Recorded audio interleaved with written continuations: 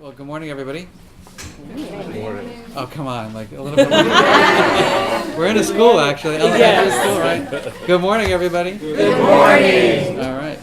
So, my name is Marc Brackett, and my day job is I'm a professor with Dr. Comer at the Child Study Center at Yale, and my other day job is I'm the director of the Yale Center for Emotional Intelligence, and have been working here in the state for many years to try to embed the principles of social and emotional learning. Super excited to be here. What I'd like to do is just get our roundtable rolling by going around, and this is a test of your self-regulation. I'm going to ask you to just share your name.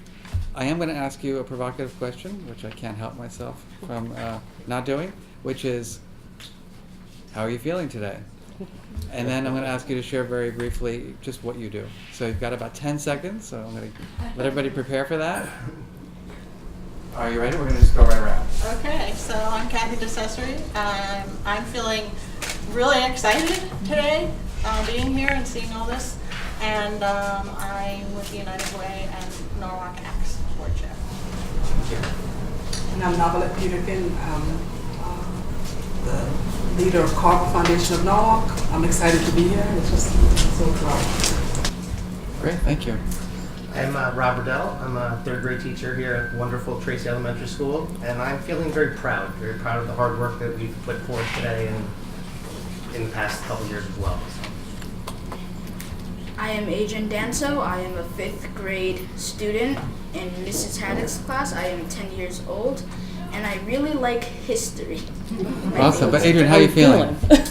I'm feeling pretty nervous. All right. Well, I like the authenticity. Good answer. Hi, I'm Katrinka Dalio. I'm a Tracey parent, and I am feeling elated. I'm very excited that we're here, and you know, it's a great honor. Thank you. I'm Stephen Adamowski. I won't tell you how old I am, but I am feeling very proud of Tracey School, its principal, the teachers, and the students of Tracey. I'm Teresa Rangel, principal of Tracey Elementary School. I am, in honor of your work, I'm definitely in the green zone and feeling really good and ready for the task ahead, and excited. And I think that was all I have to be a principal. I gave you my title. I'm good to go. Dr. Comer? I'm Jim Comer. I'm a professor of child psychiatry at the Yale Child Study Center, and I'm feeling very good because 50 years ago I had hoped that schools would begin to operate like what I see here and what I hear about in Norwalk, and it's beginning to happen in the country, so I'm delighted to see it beginning to happen. I'm Barbara Dalio. I'm very excited and optimistic after seeing a school, such an excellence in education in this school. I'm very optimistic. Thank you. I am Mary Jordan. I'm a middle school secondary French teacher on full-time release to work with the Norwalk Federation of Teachers to amplify the work of the teachers in this district. I'm Home Leggett, and I'm a 5th grade student, and I'm feeling nervous and excited. Anxious, I guess. I'm Rosemary Hilamikoff. I'm a special education teacher here at Tracey School. I deal with students who have behavioral and emotional issues, and I'm also teacher of the year. I am feeling I'm feeling extremely passionate. This has been a vision of mine since I started teaching 34 years ago. And as I embark on my 35th year of teaching, it's just a joy to watch a vision and a dream become a plan. And I'm just grateful to be here. Thank you. My name is Tiffany Kyriakides. I'm a mother here of 3 children that attend Tracey. Kindergartner, 3rd grader, and 5th grader. I've been here for 6 years now. I even had a preschooler at one point, and I've just seen the transformation, and I'm super excited to be a part of it, and that they invited me here today to be a representative. I truly see, it shining through the children, and really excited. Wonderful. And I'm Alicia King from the Mayor's Office. I'm feeling motivated and encouraged by the fantastic collaboration that we have here from different segments of the community here to support our kids, not only in their academic success, but to help them grow into fantastic contributors to our community. So I'm excited to join the work. Thank you. All right. So I think I'm going to start off with our students because they're nervous and I'm going to make them even more nervous. So I just want to let you know, when I was in 5th grade, I didn't like school very much. I was not a very good student. I was not a very happy student. And I see you guys with your smiles, and I get to walk around your school, and it's clear that you have safety here and feel connected, and you have this beautiful pledge that you call print.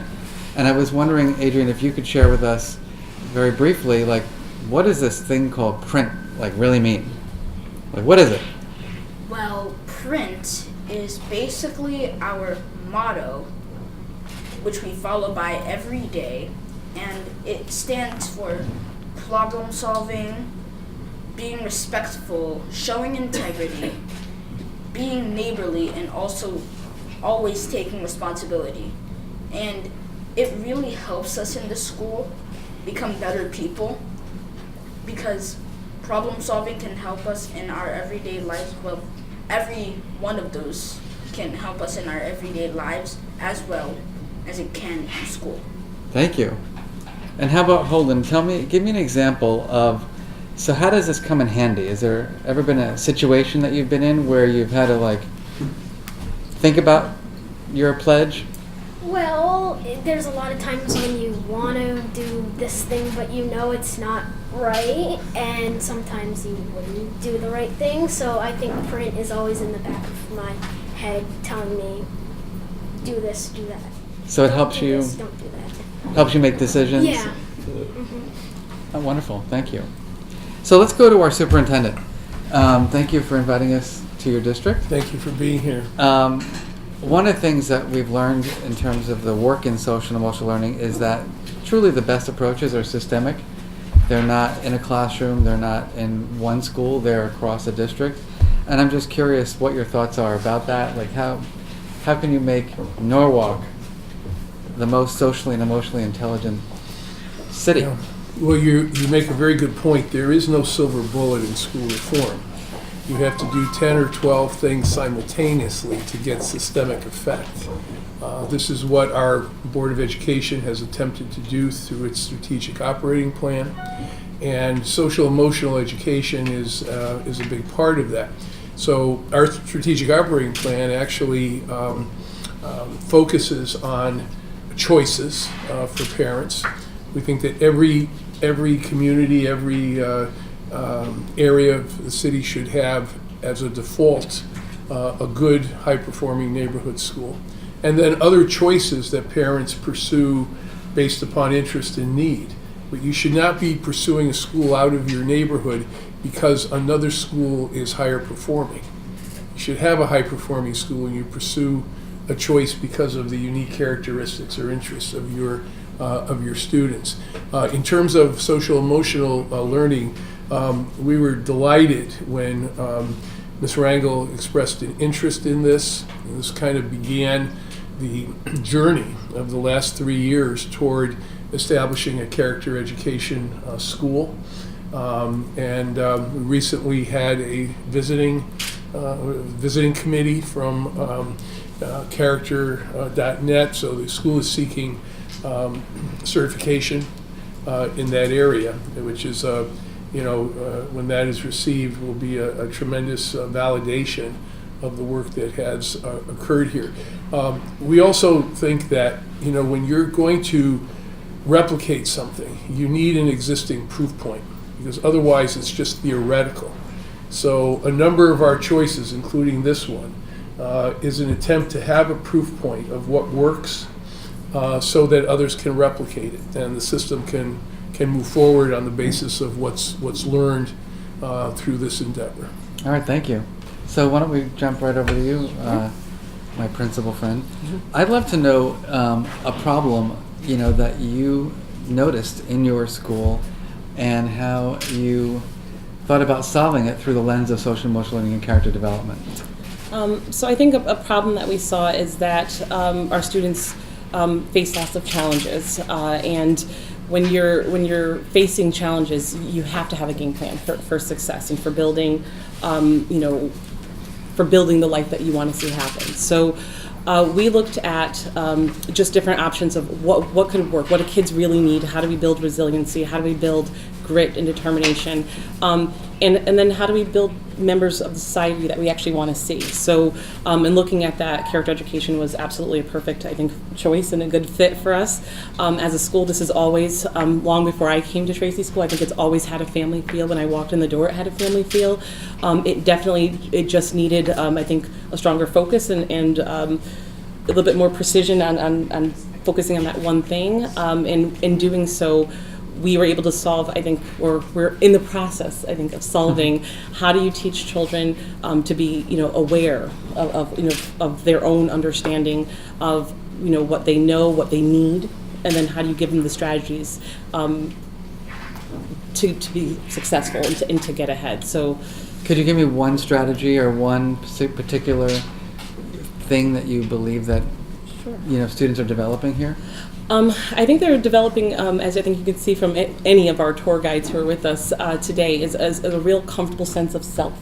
Everyone has strengths, everyone has weaknesses, and just because you have a weakness doesn't mean you give up. I think you persevere and you push forward, but you also feed your strengths. And I think what we have done at school and what we've encouraged our students to do is to develop this real sense of who am I, what do I want, and how do I go about getting it. So make a plan, set goals, progress monitor your goals, see how you're doing with those goals, and then push forward, and then set another goal, because it's never over. And I think the beauty of the work is it's done with students, it's also done with the staff as well.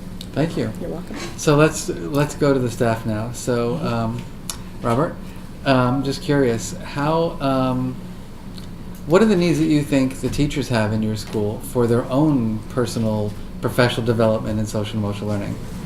I think the journey that we started is just, it's been amazing. I think it started off as maybe a little scary and overwhelming, thinking that maybe it's one more thing on our plate to have to deal with.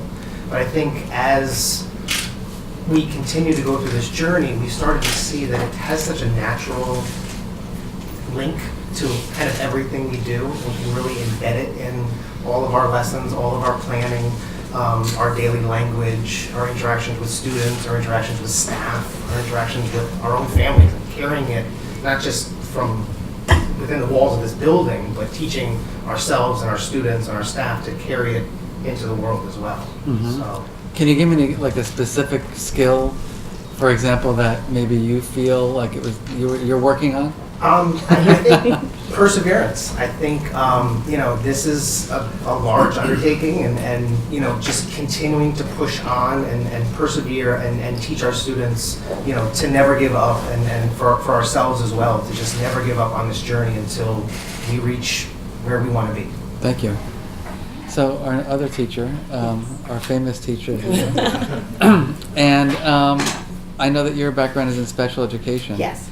So I'm wondering, we know from research, for example, that teachers who work with children with learning differences or emotional challenges, really, they have a hard time. It's a lot of work. It can be. And, just maintaining your own health and well-being. So I'm curious, what you've learned now over the years around the value of social and emotional learning in your particular context. Yes. The value of social emotional learning is the way to reach every student. I truly believe that the students that come to me have often faced many failures, and over time have developed some negative thoughts about school, about themselves, about others, and to be able to know that each child comes with a gift that they've been protecting and making sure that no one ever sees or touches. I felt the way that I have survived is knowing that no matter what you see on the outside or what they give you is truly a defense, a way that they've learned to protect that. So I think building their self-esteem, giving them the tools that say, you have a gift. You have to make sure that you cultivate it. And the only way to access what you need, the learning that we're giving, the rigor and the intensity of learning, is to be available. So I think that that's what I hope that social emotional learning does, is give the tools to access their own gifts, and teaching them directly how to solve problems, and the tools of expressing how they're feeling, and knowing that it's going to be a plan. Take responsibility for what you need and what you want to learn, and ask for that. So giving that opportunity to self-advocate, as well as to tolerate others. And so that I think that to look at a student whose behaviors may be wrongly labeled bully, can be an opportunity to say that they have leadership qualities, and they have a sense of confidence that can be used in a way to express in a way that's safe and respectful, and that they respect themselves and others, and are open to the opinions of others that can make their gift grow. And I think the opportunity to say that we don't have a victim doesn't have to defend themselves or fight, because they also have a gift and can self-advocate for themselves. So I really think that the world today, in the news we've heard of these students. They're not necessarily my students. They're everybody now. So that's why I felt the need to grow from what happens in my classroom out into our school and hope in the community and beyond. So that is the hope of my social emotional learning. Appreciate that. Thanks. So Mary, as part of the teachers union, oftentimes, right, we learn that teachers in teacher prep, right, they learn how to be experts in their subject area, they learn how to do great lesson planning, and this area of social and emotional learning is kind of like, let's squeeze it in a little bit here and there. And doing this work in school means extra professional development for teachers. I'm just curious, how do you feel about that in terms of what are your perspectives around dedicating time to helping teachers develop the social and emotional skills they need to be better teachers? In reflecting on, in hearing what Rosemary is saying, in how to develop those skills in students as an educational community, including the preparation programs, we need to cultivate social and emotional skills in teachers, because you need to know the subject. You need to model those skills to pass them along. You need to create a community in your classroom where you're the first one. You set up those routines and processes at the beginning of the school year. We have formal encouragement to create that type of social, emotionally safe and skilled students in our teacher evaluation programs. But how do we do it? And I think the most effective way that we begin that process is in the team mentoring program, which is a state program of orientation for new teachers. And in the first year of teaching, every teacher is assigned a mentor. And these are master teachers who are not necessarily in your building, in your subject, or in your grade. And there is a formal set of 5 modules that you work for 2 years together. Because you can't learn it out of a textbook. Because you need to be in a classroom with real students and real challenges in front of you, and to be able to talk to a person who's done the work, who's in the field, to say, how do I do this? And to have that person in the field redirect your attention to say, on August 31st, don't worry about the final exam today. Don't worry about your website today. What you need to do today is cultivate kind responses and a set of responses to student-to-student interactions, for example, in your classroom.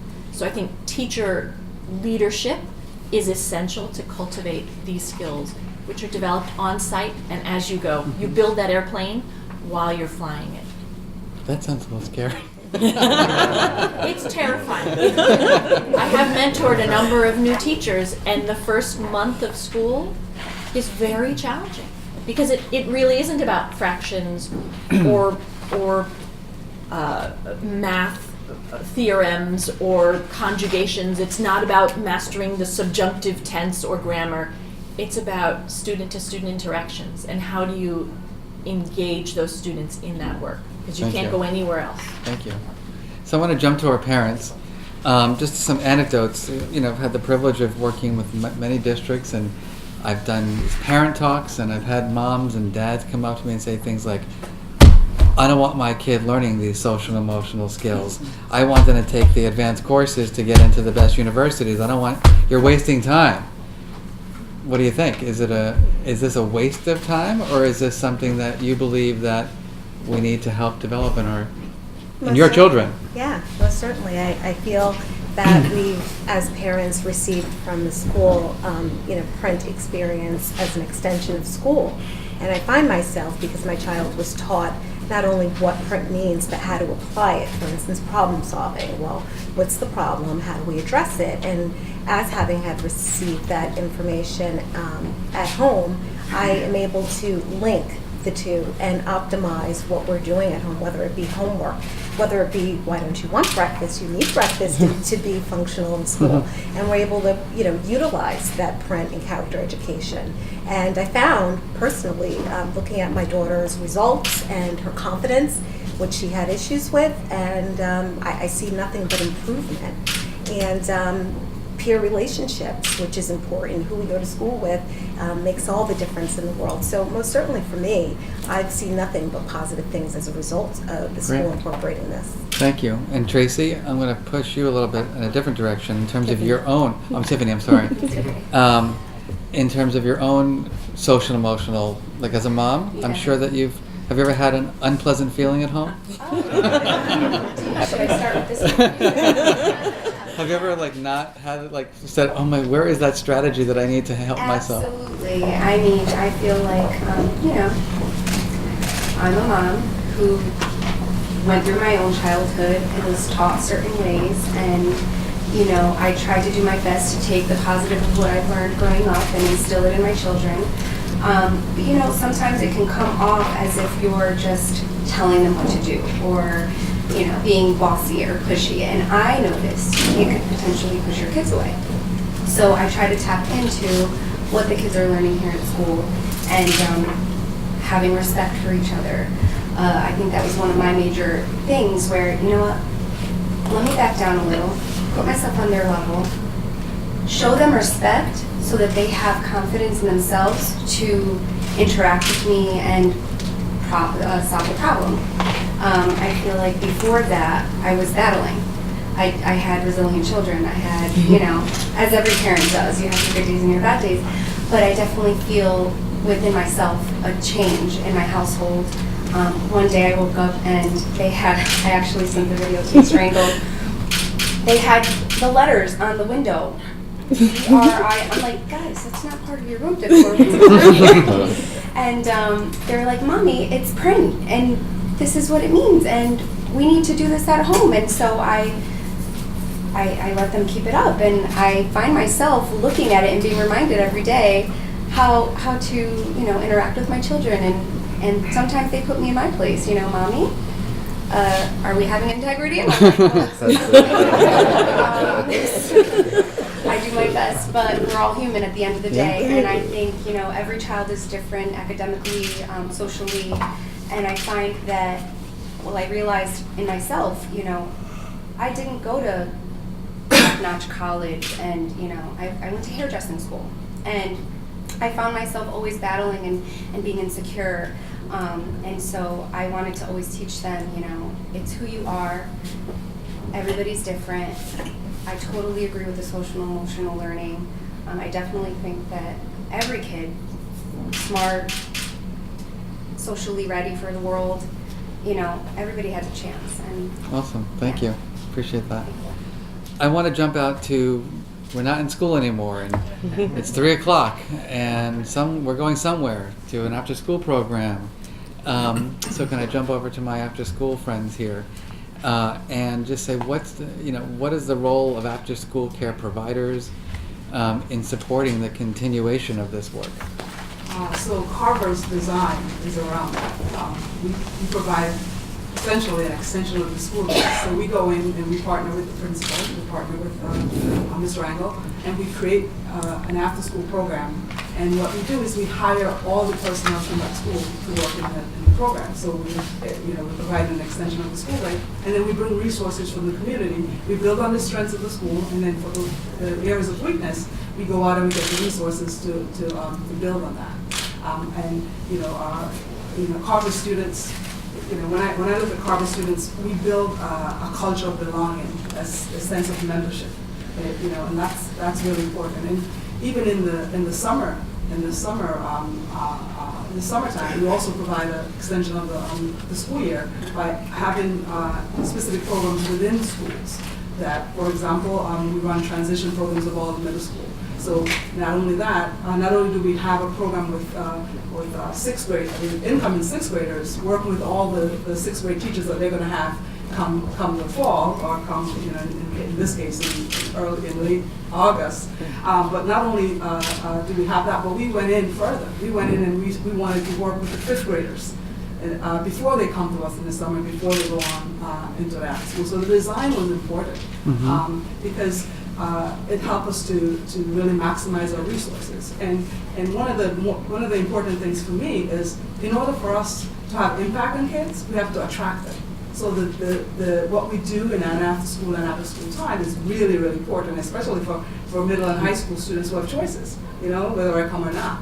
And so, we work very closely we're Norwalk Public Schools' largest partner. We have 25 programs going on in the district. Excellent. Thank you. And how about from your perspective? Well, it's really, for me, as trying to build partnerships around the home and the school and the community, I think we have to continue to think of ourselves as all working on behalf of the child. And the child doesn't distinguish between those spaces, and so actually Mark and I were talking earlier about the need to create a common language across the partnerships and to see the value that each of the partners bring to helping that child be the person that they're going to grow up to be and be everything that they can be. To do that, in addition to the common language and common agenda, we need to be willing to share data and information. And for us, that's still a learning process, right? Because data can be scary, and we have to begin to understand that it can be used in a constructive way, and it can help us understand our successes and our failures and where we need to put resources and where the needs really are versus where we might think they are. So I think that the whole data integration and being able to have a picture of a whole child that we can all then respond to and deploy resources against is a really important thing. I also think that we have to think about how our funding process works and whether or not we're working with each other or against each other, and how it all sort of knits together to actually focus on an outcome for the child. Thank you. Thank you. And I want to now jump to, we're going from like children to schools to communities, now to governments. So Ms. King, I'd love to know from you, what do you see the role is for local governments in supporting healthy social and emotional development among children? So I think that unfortunately many times people think of the role of government in this type of work as being purely a base of funding, but I think that it goes well beyond that. As it has been mentioned by multiple folks around the table, we need to have consistency in what our children are experiencing both in school, out of school, at home, and when they're out in the broader community. And the mayor believes that it's the city's responsibility to help encourage that and find places where we can weave together the work that's being done during the school day with what's happening in the community, whether that be through supporting collaborative efforts like Norwalk Acts, which brings many of the organizations that work with children and families together to a common place to talk about developing common language and programs, but even beyond that to other services that city and state government provide, right? So we know that our Parks Department, our Health Department, our library is interacting with these very same families all throughout the day and all throughout the year, and we need to identify those places where we can collaborate to ensure that we're carrying on the great work that's happening during the school day into what's happening outside of school. Do you think some of the people who work in the mayor's office could use some training in social and emotional learning? Probably across the city we could. I won't ask you to keep going on that. Barbara, as a foundation who is supporting this work here in Connecticut and nationally, I'm curious to know from your perspective, why are you picking the whole child? Why is your choice in terms of focus on children's social and emotional development? Well, I have to say that in this education journey that I had, I learned everything from teachers and school leaders, and I just listen, and that's what they always said. And then of course, after hearing both of you, and it's just like everything is coming together. And it's very exciting that there is a report that has gathered scientists, neuroscientists, every field, educators, and also every leader to really come together and make it compelling and have a very good report that really addresses how important social emotional is, and then really is calling everybody to really start doing the work. And it's great to see Tracey's school doing such an amazing job with it. And so what did you notice in the school? What stands out to you as anything that you saw that? Well, I saw how engaged the children were, even though we were walking around and there was this really problem about the mathematical problem that I felt challenged with. And they were still totally engaged. It didn't matter that we were there. They were just so, and you can really feel, every classroom, there's not a sound. Every classroom is, the right sound Right. Of talking to the teacher. So you can, you just feel it, that it's just working really well. Thank you. So Dr. Comer, you're going to have the last word in one moment.